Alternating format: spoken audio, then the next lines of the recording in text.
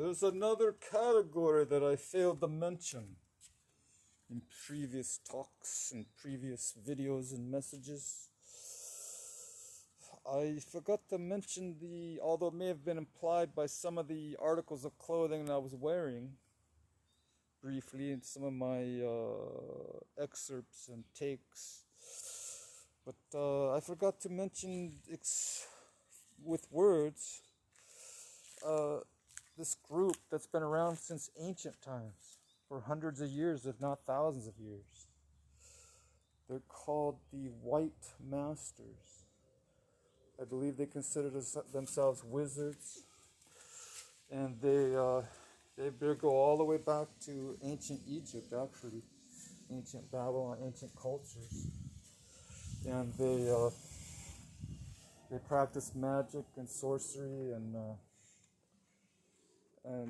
they are able to do amazing powers. They're able to manipulate nature, gravity, other cosmic and interplanetary forces. They're able to manipulate those. Somehow they figured out, I don't know if it's through demonology or through some other force that's either a conscious force, or a force that's, I don't know how a force could be conscious, but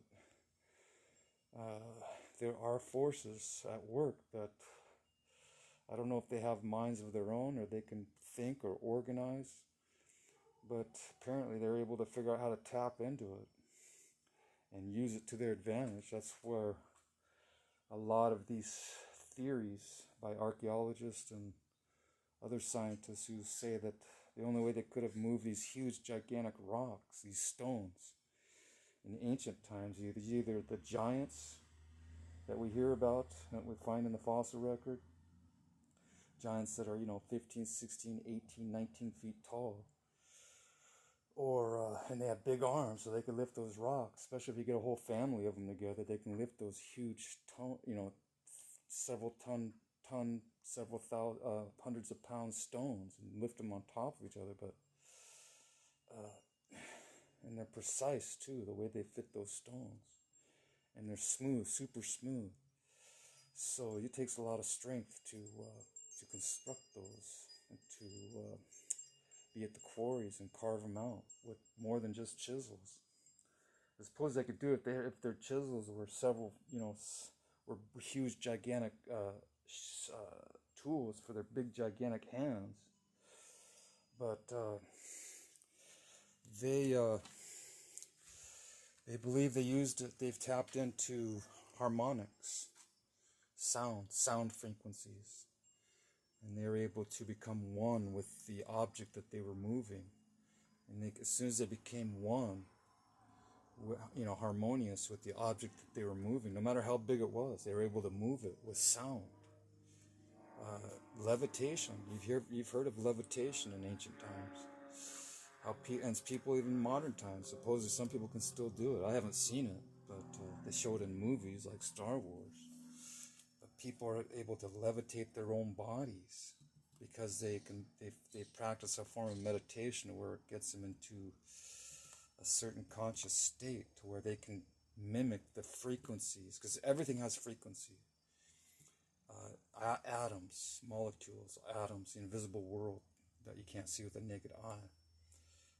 It's all on a sound frequency. All the electrons and protons and neutrons move and behave. They vibrate. Their motion, even though you can't really see it because it's on a molecular, microscopic level. But yeah, these things can be, as soon as you find the right frequency and can match it, you can actually move it with your thoughts and with sound. So if you whistle, if that whistle can match the item you're trying to move, and you move it with your mind, or however you do it, with your hands too. I guess you can lift it too, but it'll move. So I believe there's some truth to that, because it provides a pretty good explanation of how they're able to move these huge rocks from miles away, hundreds of miles away. they've tried to simulate how they've and resurrect the methods, but they even say that so far there's flaws. There's flaws in their theories. It's not absolute.